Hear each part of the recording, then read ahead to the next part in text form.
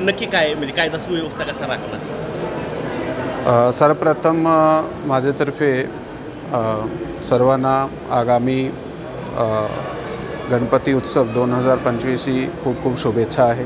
आज रोजी बारामती विभाग पुणे ग्रामीण पोलीस दलातर्फे एक या ठिकाणी गणपती उत्सवाचे मंडळाबरोबर मीटिंग घेण्यात आली होती। या मीटिंगमध्ये बरेच मुद्दे डिस्कस करण्यात आले आणि त्यामध्ये मंडळातर्फेही खूप सारी एक चांगले सुझाव देण्यात आले। जसा की खूप काही मंडळाने हे यावर्षी स्वतःहून डिसिजन घेतला आहे की डीजे वगैरे लावायचं नाही, नॉइज पोल्यूशन करणार नाही, ट्री प्लांटेशन करणार आहे, CCTV कॅमेरे लागले जाणार आहे, ब्लड डोनेशन कॅम्प किंवा असे प्रकारचे जे चांगले उपक्रम त्यांनी करणार आहे। आम्हीसुद्धा त्यांना त्याचे असे प्रकारचे सामाजिक उपक्रमाचा ज्याचा समाजाला मोठ्या प्रमाणे फायदा होते त्याचा खूप खूप अभिनंदन केलं आहे। पोलिसातर्फे जे बंदोबस्त आहे ते योग्य पद्धतीने प्लॅन करण्यात आलेला आहे।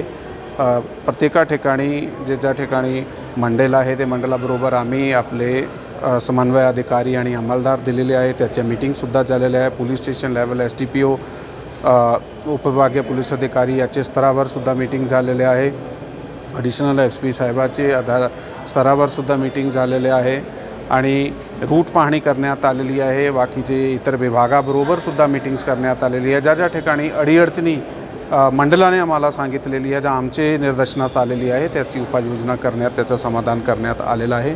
परत एकदा सर्वाला गणपती उत्सवाची खूप सर, गर्दीच्या ठिकाणी जास्त करून जे उत्सव किंवा गर्दी होणार आहे त्या ठिकाणी म्हणजे CCTV फुटेज लोकांच्या सुरक्षिततेच्या हेतूने किंवा असा कुठला हेल्पलाईन तुम्ही तयार केलेला आहे का? आमच्याकडे हेल्पलाईन ऑलरेडी 112 आहे। त्याचबरोबर समन्वय अधिकारी जे आम्ही दिलेले आहे त्याच्या डायरेक्ट कनेक्शन पोलीस स्टेशन आणि सिनियर ऑफिसर आणि गणपती मंडळाबरोबर राहणार आहे।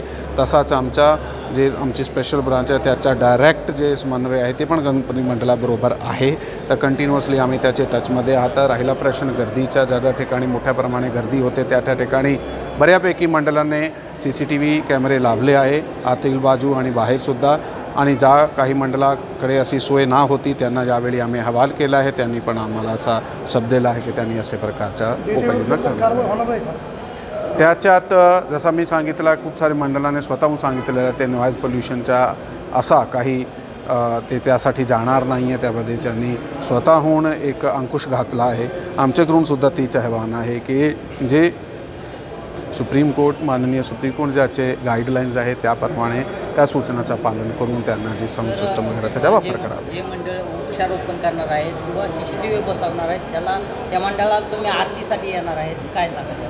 हां, त्यासाठी आता ज्या ठिकाणी आता आम्ही आलो आहे, मीटिंग घेतली आहे, असा आम्ही गणपती उत्सवादरम्यान वेगवेगळ्या ठिकाणी जाऊन आरतीसाठी सुद्धा जाणार आहे आणि त्याचं अभिनंदन करण्यासाठी सुद्धा जाणार आहे। थँक्यू। जय हिंद।